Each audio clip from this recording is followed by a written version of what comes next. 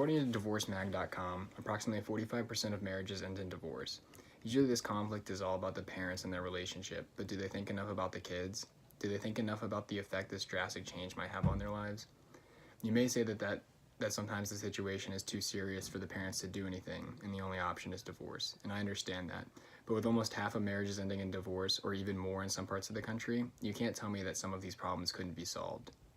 I believe that parents who are thinking about a divorce need to really focus on working out their issues before they finalize something that will change their kid's life forever.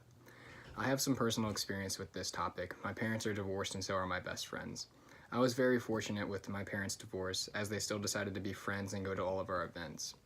I was in 8th grade and mature enough to understand. The divorce didn't really affect me that much, but for my brother, it was a whole different story.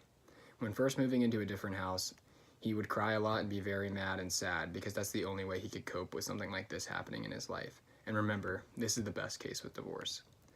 This is all personal experience, so what about the facts? There was a study done by the New York Times that interviewed 60 families, before the divorce, a year after the divorce, and 5 years after the divorce. They found, unexpectedly, that most adults were not happy a year after the divorce. They felt humiliated and angry. The children were starting to do worse in school and on a downward course. After about 5 years, 50% of the men and 2/3 of the women were more content with their lives. But what about the children?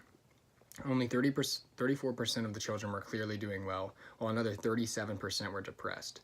They could not concentrate in school, had trouble making friends, and suffered a wide range of other behavioral problems. While able to function on a daily basis, these children were not recovering as everyone thought they would. All these children were perfectly happy and healthy before the divorce, which only strengthens the evidence. As I said before, sometimes there is no other option but divorce, and I understand that, as sad as it is. What I am saying, though, is that there is definitely some cases where divorce could be avoided if couples just try to work through their issues, if not for themselves, but for their children.